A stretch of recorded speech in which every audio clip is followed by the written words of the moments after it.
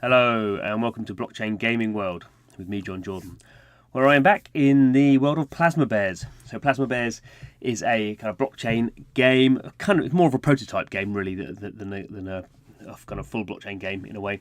But it's a game I've been playing quite a bit of and kind of actually taking my time to find out how it works. Now that may be because I'm a bit slow on the uptake.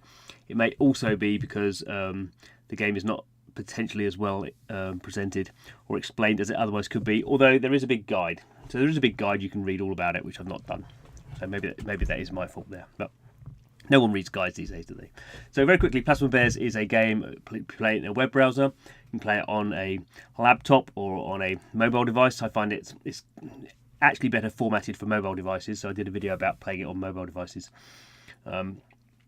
But I'm playing on a laptop now because it's just easy to show the thing I want to show now. And there is a bit of a kind of dichotomy there, that some parts of it, doing the adventure stuff, is better to play on a phone, I think, because you can kind of see how these kind of go down into just big kind of flowing kind of single column grids, a single column rather than this kind of grid, which I find a bit more confusing. Anyway, the thing that I really like about Plasma Bears is that it's a blockchain game. It doesn't have any tokens. You can't spend any money in it. So it's just purely about kind of playing the game. That's part of the prototype kind of thing. They want to get a lot of people playing it. And they're testing an Ethereum sidechain called Loom Network, which is just a way of running something very quickly on Loom. You can running something very quickly, on an Ethereum sidechain. So if you did have an NFT, a non-fungible token like a CryptoKitty, ownership of that would be controlled on the blockchain, the Ethereum blockchain. And if you were buying and selling that would go on the blockchain. But very simple kind of gameplay and other non-important things can go on a sidechain, which happen instantaneously. Now the interesting thing I really think about this is because you don't need a wallet or anything like that to play it. It's very easy to get into the game, so you just have to sign up with an email and a password. And the really cool thing that I like is the gifting. So I think the gifting could be a lot better, but again, because I'm a bit thick, I've not really realised how the gifting worked, and I just kind of actually accidentally did it. So there's this kind of gifting thing here. So every day you get a free gift, and the whole thing is, you can see here, I've got no free gifts now.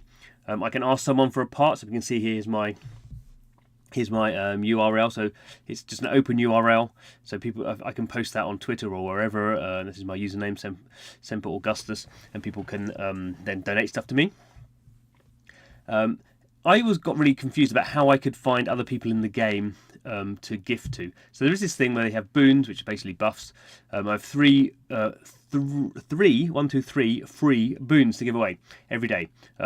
Now, as I've been doing this, if I go in here, here are a few people that I've given stuff away to. So it's saving that, so that's kind of good. But it's really hard to find out other people playing the game that you might want to give to. I don't actually know any real... I'm sure there are some real life people I know who are playing this game, but I haven't found out their usernames or anything. And I've been quite frustrated that there's not a way of kind of finding out people's usernames. And there kind of is, actually. So this is the kind of slightly weird thing. So if we go to the bear factory, we can kind of see the latest bears created by the community. So these are bears people have created. Here's an epic one here. Here's a common one here. So, but what we can do is we can click on the bear, and we can see the owner is George Franklin. Now, actually, we can click on George Franklin. So we can see all George Franklin's, or some of their bears, and some of the parts. I mean, they've obviously been playing this game a lot. They've got 166 parts. So actually, potentially not very useful for me to give them a part because they've got loads. But if I wanted to, there's this little thing up here. I could send a gift to George Franklin. So then... Now, so this is kind of interesting. So now we're going to his donation page. We can see the URL at the top, so it's exactly the same as mine. And we can see here, so I can give a boon. So a boon is this buff, but equally I can donate a part. So these are my parts, I'm pretty sure.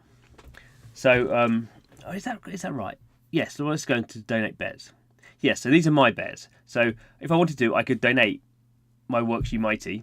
All my other bears are off in adventures, so I can't donate those. I could donate that to George Franklin if I wanted to.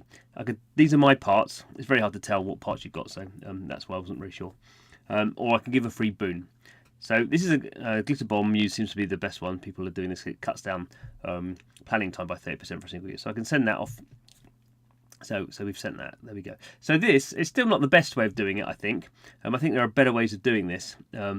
It'd be nice if there was some sort of social leaderboard, or people could, there's a marketplace that people could kind of post stuff within the game. I can understand why there's also doing it outside the game, but I don't think. I think equally you have primary markets and secondary markets even for CryptoKitties. You can buy and sell them in the game, or you can buy and sell them on OpenSea. And I do kind of think it's George Franklin again. I don't want him. So let's go and find. Let's see if we can find someone else. There's Panda. Okay, so we can have a look at Panda. So Panda's actually got loads of bears as well, and only 9 parts. Okay, so let's go and got 32 bears. Goodness me. So we go and send Panda a gift. So we could actually, in this case, we can go and donate a part. So I could go and donate my uncommon sassy Jon Snow heart to Panda as a gift. So sending it over. There we go. So I've still got boons to give. So I could actually go. Still got 2 boons to give away, so I could go back to my gifts, and now I don't know if Panda's gonna, so it doesn't say Panda, put Panda's name in there manually. There's Panda. I can go and do the free boon. So equally, this is kind of it's a good way of doing it, but I still feel like there needs to be more integration of who needs what is a primary thing. I'm just randomly giving gifts to people who probably don't need them. But equally, I think there'd be a nice thing if there was like a leaderboard of who'd done the most donating. I think that's kind of a cool thing to do. It's just another way of having a leaderboard. Oh, that's a crazy one. Who's got that one? No, it's Panda. I think Panda's going to have a lot of these. Who's that? That's George Franklin. You see, we can now also see the problem with this scenario where I'm just it's the same people who are playing a lot. And they probably don't need. That's still Panda. They probably don't need my gifting. So it'd be nice to find someone who wasn't Panda or George Franklin, who actually wanted something. Bacon Bear. There we go. So there's old Bacon Bear. We can go and give Bacon Bear. Send a gift to Bacon Bear. I can go and give him my glitter bomb Muse. There we go. So I've given away, we can see now that it should say, I don't have any gifts to open, I don't have any gifts to give away. So I think gifting is really important. I think blockchain games have built a lot around items and item sales and value of items, and as kind of human beings, kind of gifting, it can be a big part of that. And particularly for these kind of games where in a normal kind of free-to-play RPG, you'd have these elements, the kind of low-level elements, these kind of common parts, bare parts. They're not much use. What can I do with them? Well, in a normal RPG, you'd consume them by leveling up other parts. Harder to do on the blockchain. Not impossible, but harder to do. But in some ways, if you're a more advanced player, making these available to newbies. So it would be nice in this kind of scenario to have a level. So I'm a player level something. I'm a player level 9, but there's these new level 1s coming in all the time, and I could gift them stuff. And obviously that's really important when you start getting stuff like alliances. So in free-to-play mobile games, I play a few, and some of them I'm in alliances, and gifting is a big part of that to kind of create value for the whole alliance. And blockchain can add really a lot of value on that because you're gifting these kind of specific items that can help people. So just a thought. Again, Plasma Bears, really like it, playing it a lot, even though it's a limited kind of prototype thing. I think there's some really nice features in there, and to be fair, the developer is just testing out, I think, some things that are going to go in their big game, which is Neon District, which is coming out later on in the year, so hopefully we'll see some learnings from Plasma Bears being seen in Neon District, which is a bit more of a heavy-duty kind of RPG. I think there's a lot of cool things in here. We just need to kind of really build them up into the kind of structures that will work well to create a game community.